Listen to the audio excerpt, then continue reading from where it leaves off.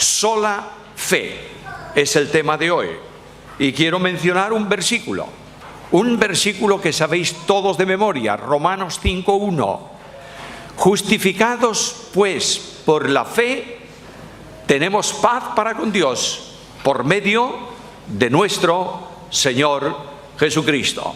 El apóstol Pablo es enormemente claro: justificados por la fe. Nada más que de esto, tenemos paz para con Dios.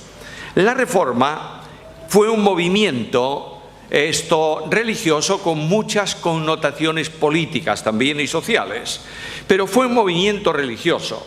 Uno de los promotores, no el único ni el primero, pero uno de los promotores, porque es el más conocido, fue Martín Lutero. Martín Lutero era un monje agustino. Por tanto, los monjes agustinos tenían una identificación muy especial con Agustín. Para eso son agustinos. Y Agustín de Hipona fue un hombre que luchó por la fe en cuanto a principios de salvación. Agustín de Hipona luchó contra los que decían que la salvación se podía alcanzar medio por obras, luchó contra los que decían que la salvación se podía perder, luchó contra aquellos que decían que la salvación puede ser obra voluntaria de cada hombre, de cada persona, que puede creer cuando quiera y como quiera, y él marcó parámetros. Indudablemente Martín Lutero lo tenía. Pero en el tiempo de Martín Lutero se estaba tratando de construir, se construía la gran basílica llamada de San Pedro en Roma. Esa basílica es un monstruo de construcción. Se necesitaban recursos que el Papa entonces no tenía. Estoy hablando de historia, no de religión. Y no estoy especificando personas concretas, sino situaciones históricas. Por tanto, se les ocurrió a la gran curia de la Iglesia entonces vender indulgencias. ¿Sabéis lo que es la indulgencia? Por 100 euros perdono tus pecados y no vas al purgatorio. Y si me das 250, el alma de tu padre que está sufriendo saldrá de allí. Y predicando las bulas de indulgencias había un hombre que se llamaba Juan Tetzel, que se iba por todas las ciudades de Alemania vendiendo esto. Y él dijo un día, y Martín Lutero lo oyó también: en cuanto la moneda suena en el cofre, el alma sale del purgatorio. Bueno, nos reímos, pero esto fue una tragedia que robó el dinero a cientos de pobres. Martín Lutero no pudo aguantar esto. Y Martín Lutero discutió con el clero de entonces sobre la salvación y todas estas cosas. Y escribió 95 puntos de la discusión. Esa discusión, ¿sabéis cómo terminó? Como empezó, sin ningún resultado. Porque ninguno estaba dispuesto a mover ni un milímetro lo que tenía como instrucciones dogmáticas de la Cátedra Vaticana. Martín Lutero escribió los 95 puntos de la discusión, ¿y qué hizo? Pues el día 31 de octubre de 1517 las puso clavadas en la puerta de entrada de la iglesia al lado del castillo de Wittenberg, en Alemania. Os imagináis lo que pasó, ¿verdad? Bueno, el resto es historia pura. Ahí comienza la gran discusión, pero uno de los argumentos de la Reforma en origen fue: señores, volvamos a la Biblia. Y la sola Escritura es el único elemento válido para conducir la fe de la Iglesia. Volvamos a la Biblia. Esto trajo una revolución y se reconoció los 5 principios de la Reforma: sola fe, sola gracia, sola Escritura, solo Cristo, solo gloria a Dios. Uno de los elementos, por tanto, principales de la Reforma fue la fe. ¿Y la fe vinculada a qué? A la justificación. Dejadme hacer un paréntesis. Yo soy el hombre de los paréntesis. A veces decimos, bueno, los los luteranos tienen muchos problemas doctrinales, bautizan a los niños, creen en la consustanciación del pan, la presencia de Cristo en el pan, que son herejes. No. Los reformadores estudiaron lo que era urgente, pero no estudiaron todo, señores. ¿Qué estudió Lutero? Justificación por la fe. ¿Qué estudió Calvino? Salvación por gracia y seguridad de salvación. Pero ninguno de ellos entró en escatología, ni entró en organización de iglesia, ni en cuestiones que eran, digamos así, perdonadme, intranscendentes, fueron a lo principal. Así que cuando tú veas a una persona que hace énfasis en algo, pregúntate si no te faltará a ti aceptar algo de eso. Y no critiques nunca a quienes han dado su vida para que tú y yo seamos lo que somos hoy, para gloria de Dios. De manera que 3 cosas quiero mencionar hoy sobre la sola fe. En primer lugar, la posición. En segundo lugar, la acción. Y en tercer lugar, la extensión. Primeramente, la posición. La justificación por la fe se entiende solo cuando tú posicionas al hombre delante de Dios. Y el hombre delante de Dios es un pecador. Claro, hablar de pecado hoy, cuando tú mencionas pecado en una reunión, hay alguna sonrisa por ahí. Mira, pecado, que esto es de la Edad Media o de la forma en que la Iglesia asustaba a los miembros en tiempos pasados. Pecado es simplemente cualquier acción u omisión o pensamiento contrario a Dios y a su voluntad. Simplemente eso. Dios te manda amar. Si tú no amas, estás desobedeciendo. No estás tomando una opción, estás desobedeciendo la voluntad de Dios. De manera que Dios introduce un elemento para que el hombre entienda que es pecador. ¿Y cuál es el elemento que introduce? Su ley. La ley de Dios no está para amargar la vida del hombre, está para enseñar al hombre la distancia que existe entre él y Dios. De manera que en la carta a los Romanos, Pablo estudia la justificación por la fe en los 3 primeros capítulos. Lamentablemente, he repasado anteayer y ayer todas las teologías sistemáticas que tengo en mi biblioteca. Solo una tiene más de 3 páginas sobre justificación por la fe. Redención, expiación, todo esto, mucho, pero justificación por la fe. ¿Por qué es un problema? Ya que no se trata de una obra, sino de una declaración de Dios. La justificación no es una obra que Dios hace como la expiación o la reconciliación. Es una declaración legal, mediante cuya declaración Dios dice, referente a un pecador impío, que debe ser tratado como justo, porque no tiene nada pendiente en relación con la justicia de Dios. Ahora, todos nosotros vamos a la ley. Yo no voy a repasar los 10 mandamientos, pero quiero mencionaros solamente 2, que son el resumen de la ley. Primer mandamiento: amarás a Dios sobre todas las cosas. ¿Lo cumples? Segundo mandamiento: amarás al prójimo como a ti mismo. ¿Lo cumples? Por tanto, si no puedes cumplir el resumen, no puedes cumplir la ley. Y todo quebrantamiento de la voluntad de Dios es ¿qué? Pecado. Por tanto, a la vista de esto, no hay nadie que honestamente diga, yo no soy pecador. El pecado es algo universal.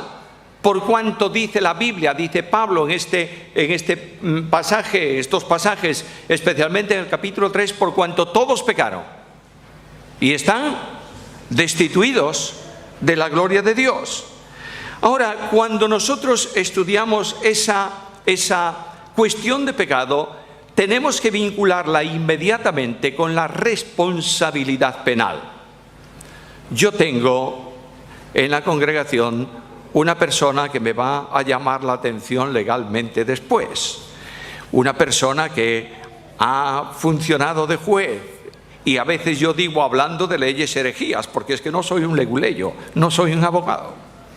Pero quiero deciros que la responsabilidad penal no se puede absolver o disolver o retirar mientras no se cumple la pena correspondiente.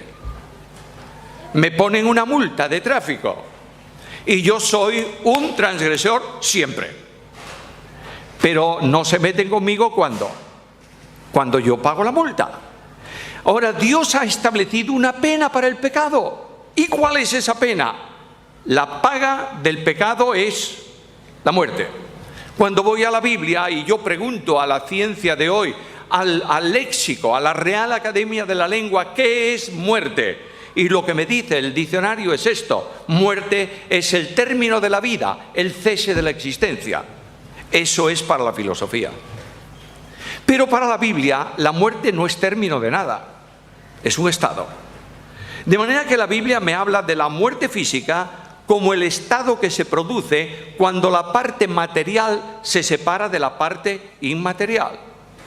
En la cruz dice que Cristo dio su espíritu y ¿qué pasó? Murió. Luego, cuando una persona muere, es que la unidad corporativa de la persona, el cuerpo y el espíritu, se han separado. Está muerto físicamente. Pero la muerte física es la consecuencia visible de otra muerte, de la muerte espiritual. ¿Y qué es la muerte espiritual? En él estaba la vida. La vida espiritual, que es vida eterna, ¿está en quién? En Dios. Por tanto, cuando tú te separas de Dios por alguna razón, entras en una experiencia de separación, que es la muerte espiritual. El otro día estábamos Susana y yo en un hotel y me dice Susana, no funciona la jarra de calentar el agua.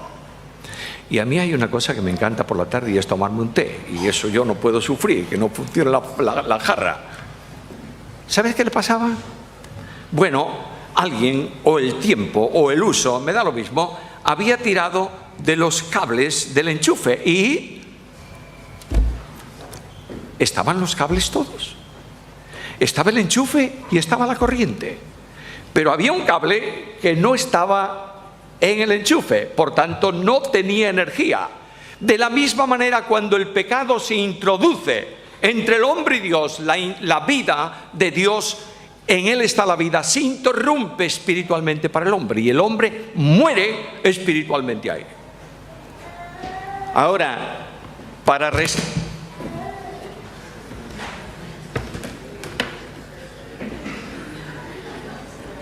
bueno, ya alguien quería que se rompiera el púlpito y se ha roto, está bien. No aplaudas porque se puede arreglar, ¿eh? La muerte espiritual distancia al hombre de Dios y la única solución que el hombre tiene es volver a la vida. ¿Puede él volver a la vida? No, porque nadie puede resucitarse a sí mismo. Tiene Dios que hacer una operación. Por tanto, lo que quiero decirte es que el hombre está muerto espiritualmente en delitos y en pecados. Y está muerto espiritualmente porque no puede mantener esa relación con Dios. El apóstol Pablo en el capítulo 3 de esta carta y en el versículo 23 dice lo siguiente, Romanos 3, 23. Por cuanto todos pecaron, están destituidos ¿de qué? De la gloria de Dios, de la comunión con Dios, de la relación con Dios. Ahora, si tú quieres ir a una aclaración todavía más precisa, te vas al Antiguo Testamento, al Salmo 24. Y en ese Salmo 24, en los versículos 3 y 4, se dice, el salmista formula una pregunta: ¿quién estará en el monte de la santidad de Dios? ¿Quién estará en su lugar santísimo? Es decir, ¿quién va a estar con Dios? Y la respuesta es muy simple: el limpio de manos, el puro de corazón, el que no ha elevado su alma a la vanidad, ni ha jurado con engaño. ¿Quién? Nadie. Porque todos hemos caído ahí. ¿Nunca has tenido un pensamiento vano? Naturalmente que sí, todos los días y en muchos momentos. Por tanto, lo que me dice el Salmo es: nadie puede estar junto a Dios, en comunión con Dios, en un estado de pecado personal. Pero el Salmo dice algo. aquel que es justo recibirá justicia de Dios. El que viene al encuentro de Dios, el que cree en Dios, Dios le justifica. Esto es enormemente importante. Mira el versículo para no citarlo tanto de memoria y olvidarme de alguna palabra. Esto, Salmo capítulo 24 y versículo 5.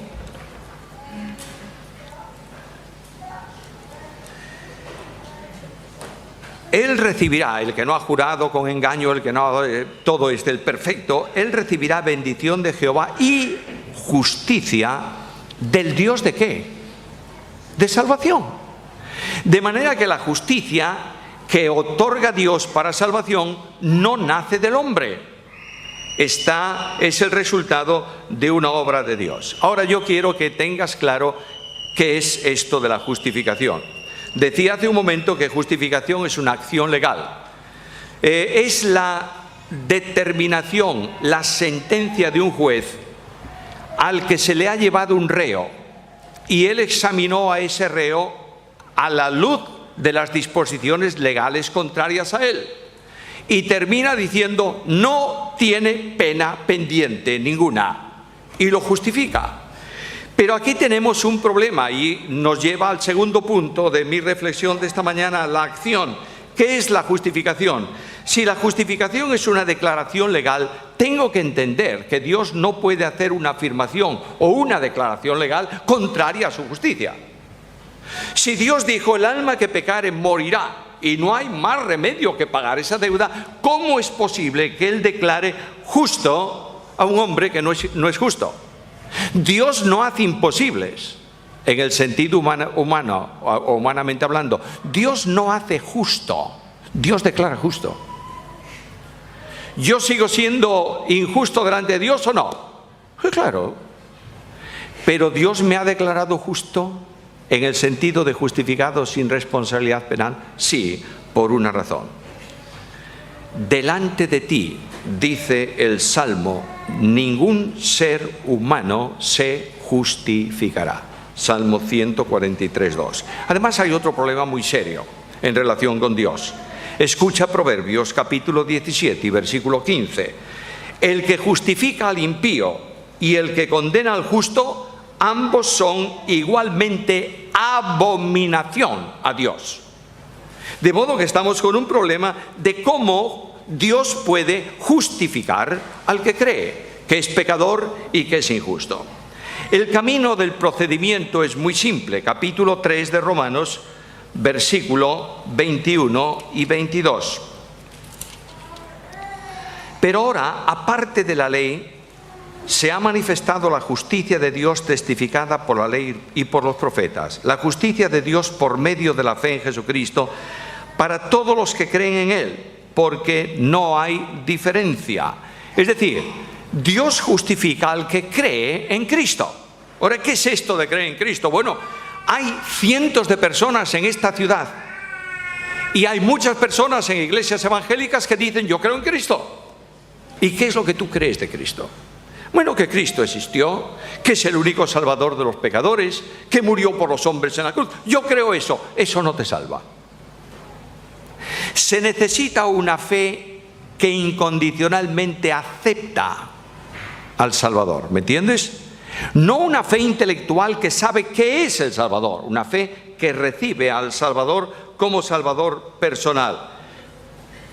Por otra vía, la Biblia dice que nadie se justificará delante de Dios. Ahora Dios hace una operación de salvación. ¿Y qué hace? Dios trabaja para hacer posible la aplicación de una justicia que cancela la deuda del pecado. Comienza por determinar antes de la creación al Salvador. Escucha al apóstol Pedro. Carta primera, capítulo 1, versículos 18 al 20, sabiendo que habéis sido rescatados de vuestra vana manera de vivir, la cual recibisteis de vuestros padres, no con cosas corruptibles como oro o plata, sino con la sangre preciosa de Cristo. Oye esto. Como de un cordero sin mancha y sin contaminación, ya preparado. El verbo ahí es el verbo predestinar. ya predestinado, ¿desde cuándo? Desde antes de la fundación del mundo. Es decir, antes de que Dios trajese el universo a la existencia, antes de que Dios crease a los hombres, antes de que los ángeles le alabasen, Dios estableció salvar al pecador mediante la entrega de su Hijo. Esto exigía varias cosas. Exigía que el Verbo de Dios, nuestro Señor Jesucristo, Rey de reyes y Señor de señores, viniese al mundo de los hombres, haciéndose hombre. La razón por la que Cristo toma naturaleza humana, la razón por la que la segunda persona se reviste de humanidad, es para que en esa naturaleza incorporada a su persona pueda morir. ¿Puede morir Dios? No. Dios es inmortal. Pero puede dar su vida por medio de su naturaleza humana como hombre. De manera que cuando yo veo la cruz, me pregunto, ¿murió Dios? Y la respuesta que tengo que decir, no, Dios no muere, pero tengo que afirmar que quien murió en la cruz era Dios. ¿Me entendéis esto? De manera que Dios envía a su Hijo. La naturaleza humana de Jesucristo, la vida de la naturaleza humana de Jesucristo adquiere un valor infinito. ¿Sabes por qué? Porque es la naturaleza humana de Dios. Y Dios es infinito. De manera que la sangre de Cristo, la vida de Cristo, la muerte de Cristo es de valor infinito para la salvación ¿de quién? De todos los hombres y de todas las mujeres en todos los tiempos. A veces decimos, a veces escucho cosas curiosas, escuchan cosas curiosas. Cristo dio su vida hasta la última gota de sangre. ¿Seguro? No quedó ni una gota en el cuerpo de Cristo cuando murió. Y te dicen inmediatamente no, porque fíjate que el soldado le metió la lanza en el costado y salió la poquita sangre que quedaba y el agua. No digas tonterías, hombre. Lo que está diciendo la Biblia es que simbólicamente es que una sola gota, un solo elemento, una sola porción, si pudiéramos dividirla, de la vida del Hijo de Dios es infinita. ¿Por qué? Porque es Dios. ¿Me entiendes esto? De modo que Dios envía a su Hijo, Cristo ocupa el lugar del pecador en la cruz y escucha la Biblia. Mas Jehová cargó en él, ¿qué cosa? El pecado de ¿cuántos? De todos nosotros. Cuando Cristo está en la cruz, el inocente Cordero de Dios, Santísimo Dios, se hace responsable de la deuda de tu pecado y de la deuda del mío. Y Dios transfiere a Cristo la condenación de los hombres. Y Cristo experimenta la muerte espiritual y experimenta la muerte física.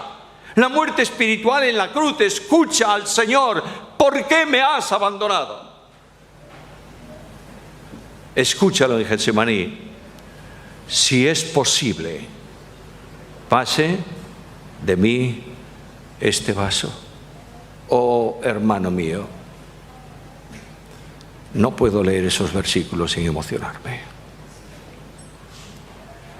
No puedo acercarme a Getsemaní y ver a mi Señor de rodillas clamando, no por su pecado, por el mío. No puedo verlo en la cruz, en medio de las tinieblas tremendas, sin decir yo tenía que estar ahí. Pero Él ocupó mi lugar. Y de pronto la cruz termina. Y la penúltima palabra del crucificado es fantástica. Es una sola palabra en el texto griego: consumado es. Cristo dice allí en el idioma griego, yo no sé en qué idioma lo habría dicho, en arameo probablemente, pero Cristo dice tetelestai. Era la frase que se ponía en la factura cuando una persona compraba algo y le traían la factura y pagaba el importe, le ponían esa palabra: no hay deuda, se ha consumado. Y en ese momento Cristo proclama cósmicamente ante los ángeles, ante los hombres, ante las huestes de maldad que son derrotadas en la cruz, proclama que toda la deuda del pecado está cancelada. A veces decimos, hoy Dios puede perdonarte tu pecado. ¿Sabes? Dios no perdona nunca un pecado de por sí. Eso es injusto. Si Dios dice la paga del pecado es la muerte, y bueno, te perdono, pues no está cumpliendo su justicia. Pero Dios perdona porque puede hacerlo, porque Cristo pagó el precio de tu pecado. ¿Lo entiendes o no? Este es el gran evangelio de la gracia, mis hermanos. Este es el evangelio que dice: tú no tienes nada que hacer porque no puedes hacer nada, solo creer y recibir por medio de la fe lo que Dios hizo para ti en Cristo en la cruz del Calvario. La justificación no es posible si no estás vinculado a Cristo. Ahora escucha un versículo: y a vosotros, muertos en pecados y en la incircuncisión de vuestra carne, os dio vida juntamente con Él, escucha,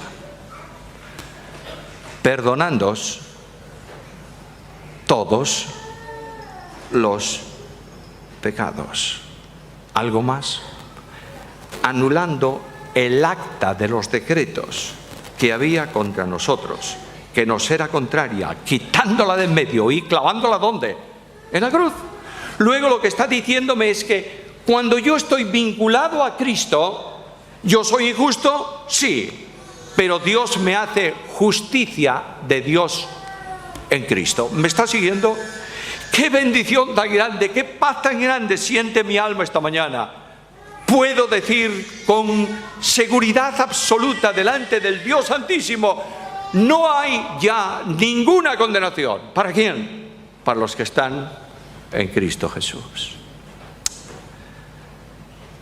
¿Algo más? Déjame ilustrar esto. Imagínate, solamente imagínate, que el acusador de los hermanos, ¿sabes quién es el acusador de los hermanos? El diablo, Satanás. ¿Qué oficio tiene? Acusar a los hermanos. Bueno, se presenta delante de Dios y dice: Dios del cielo, juez justo, siéntate. Tengo una acusación seria que quiero poner delante de ti. Y el Dios justo se sienta. Perdonadme, es una alegoría, Se sienta en el tribunal. Todo el libro de la ley delante de él. Y dice: ¿qué es? Y este acusador le dice: ¿conoces a un hombre que se llama Samuel Pérez Millos? Claro, ¿cómo no lo voy a conocer? Conozco a todos. ¿Tú sabes que ese hombre a veces se llena de ira? Sí. ¿Tú sabes que no te ama sobre todas las cosas? Sí. ¿Tú sabes que no ama al prójimo como a sí mismo? Sí. ¿Y tú qué dices en tu ley? Repasa el mandamiento. ¿Ese hombre es pecador? Sí. ¿Y tú qué dijiste? ¿Que tiene que morir? Yo vengo a pedir que ejecutes la justicia. ¿Y Dios dice: es pecador? Sí. ¿Debe morir? Sí. Que muera. Y levanta su espada de justicia y va a descargarla sobre mí. Y de pronto se pone en pie alguien en el cielo y extiende unas manos horadadas y le dice: yo soy ese hombre. Y el juez dice: es injusto, es pecador, pero este pagó por él. ¿Me entiendes? Esto era justificación por la fe. Nadie se salva por religión. Nadie se salva por creer que Cristo es el Salvador. Te salvas cuando por medio de la fe te acercas a Jesús y le dices: Señor Jesús, tú eres el único Salvador y yo acepto la obra que tú has hecho por mí en el Calvario. Solo así, de ninguna otra manera. Ahora bien, ¿cuál es la extensión de la justificación? Dios hace justo al impío en Cristo. Bueno, ¿lo dice la Biblia en algún lado? Pues mira, por favor, segunda carta a los Corintios. Segunda carta a los Corintios, capítulo 5 y versículo 21.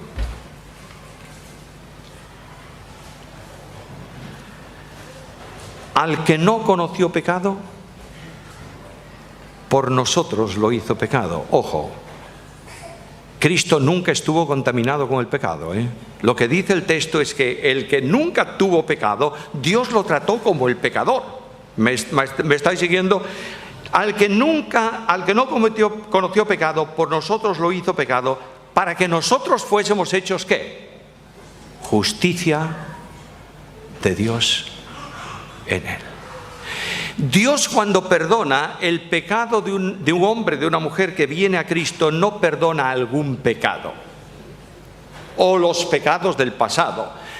Perdona todos los pecados del pasado, del presente y del futuro. ¿Para qué? Para que tú vengas con humildad delante de Dios y le digas: gracias, Señor, porque puedo acceder a tu trono de bendición, a tu presencia, y dialogar contigo y pedirte lo que necesito. ¿Hemos estado en la presencia del Señor esta mañana? Sí.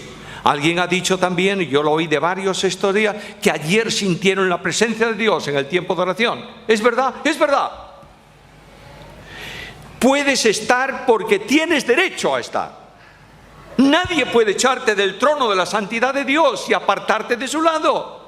Los querubines, custodios de la santidad de Dios, no osan levantar su espada para impedir el paso de un creyente al trono de la gracia. ¿Sabes por qué?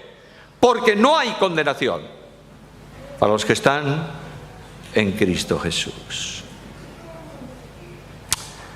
Esta mañana Dios ha estado gozándose con su pueblo. ¿Lo sabes? Bueno, claro, porque pertenecemos a la Iglesia Unida. Y esta es la gran iglesia. No. No, porque somos protestantes. Tampoco. Dios se ha gozado porque nos ve en Cristo. ¿Entendemos esto? Y has salido de tu casa a lo mejor con un mal pensamiento y has discutido con tu esposa o tu esposa contigo, que también las mujeres discuten con los maridos. Y vienes por ahí y has quebrantado 5 leyes de circulación y no sé qué. Y luego te pones a cantar al Señor. Dios te ve en Cristo. Esto no significa que tú no tengas que confesar tu pecado para restaurar la comunión con Él. ¿Me estás siguiendo? Pero la justificación por la fe es la gran bendición que aparece en la consecuencia de la obra de Jesucristo. Un par de cosas y termino. Quien ha creído tiene paz con Dios. Escucha el versículo que leíamos al principio. Justificados pues por la fe tenemos paz para con Dios. La enemistad, la guerra, la contienda entre el hombre pecador y el Dios Santo ha terminado, porque Dios la ha cancelado en Cristo Jesús. Tienes seguridad de salvación. Nadie te diga lo contrario. Nadie te diga si tú tienes un pecado grave. Y tendríamos que clasificar pecados mortales y veniales también nosotros. Si tienes un pecado grave, has cometido una transgresión muy importante, pierdes tu salvación. No, Señor. Cristo ha perdonado todos tus pecados. ¿Lo entiendes o no? Y nunca te va a traer a condenación. Aquel que cree en Cristo ha pasado de muerte a vida. Escucha ahora la gran realidad. Jesús dice... El evangelista Juan lo recoge de esta manera: porque de tal manera amó Dios al mundo que ha dado a su Hijo unigénito para que todo aquel que en Él cree no se pierda, mas tenga vida eterna. No puedo terminar sin decirte cómo creemos. El llamamiento de Cristo es muy simple. Escúchalo en sus propias palabras. Venid a mí todos los que estáis trabajados y cargados, y yo os haré descansar. Es una invitación universal, porque no hay nadie que no tenga la carga de su pecado con él. Y Cristo dice: venid a mí. Ahora, ¿cómo debo ir a él? Un carcelero asustadísimo una mañana, con la cárcel abierta, las puertas abiertas, los presos dentro, pero el hombre temblando le dice a uno de los presos, el apóstol Pablo: señores, ¿qué haré para ser salvo? ¿Y qué le dice Pablo? Cree en el Señor Jesucristo y serás salvo. Ahora, creer es esencialmente un acto de obediencia. Y aquí tengo mi problema. Porque Pablo dice que con el corazón se cree, no con la mente, con el corazón. El corazón es el núcleo de la voluntad del hombre, el centro de la personalidad humana, la expresión sinónima de la persona en sí en funcionamiento. Y lo que dice que creer se cree con tu vida. ¿Y qué es eso? Venid a mí, entregad vuestra vida, rendiros a mí. Lo digo con palabras de Pablo a los atenienses. Fíjate, Pablo predicando por primera vez a un grupo que no había oído nunca el Evangelio. ¿Y cómo concluye Pablo? Dios manda ahora. Manda ahora a todo hombre, en todo lugar que se arrepienta, que crea. Dios manda, porque el Dios de la Biblia que salva no ruega para que tú seas salvo. Manda que creas. Cuando una persona se niega a entregar su vida a Cristo, no se pierde solo por sus muchos pecados, se pierde por uno solo. El que rehúsa creer no verá la vida. Es el rechazo voluntario a Dios. Dios pide al pecador ningún tipo de esfuerzo personal. Es verdad que si somos desobedientes, ¿cómo vamos a desobedecer? Nosotros, la mayoría de aquí, somos de color blanco, ¿verdad? Pero hay otros colores de piel en el mundo. Y yo te digo, sería muy bonito que tú fueses moreno intenso, pero no puedo. No tengo en mí capacidad. De la misma manera, eres desobediente, no puedes obedecer, pero escucha lo que dice la Biblia. Escogido según la presciencia de Dios Padre en santificación del Espíritu para obedecer. Luego el Espíritu Santo de Dios te capacita esta mañana. Estás escuchando el mensaje del Evangelio más simple y sencillo que yo he predicado en toda mi vida. Es una verdad esencial tomada de los textos de la Biblia. El Espíritu de Dios te ha traído aquí, si no tienes a Cristo en tu vida, y te ha capacitado para que obedezcas. Si no lo haces, es tuya la responsabilidad. Y alguno podrá decirme esta mañana, bueno, mi vida es una vida de fracaso, soy un perdido, una calamidad humana, ¿me recibirá Jesucristo? Escucha lo que dice Jesús. El que a mí viene, de ningún modo lo rechazo. Es tu oportunidad esta mañana. Es la oportunidad para que tú, tal como estás, si no tienes la experiencia de una relación con Cristo, si tienes tu pecado sobre ti, si sabes que no puedes hacer nada para cancelar la deuda y sabes que el pecado trae una consecuencia, la muerte espiritual y la muerte eterna, Dios te ha traído para que tú digas a Jesús esta mañana, Señor Jesús,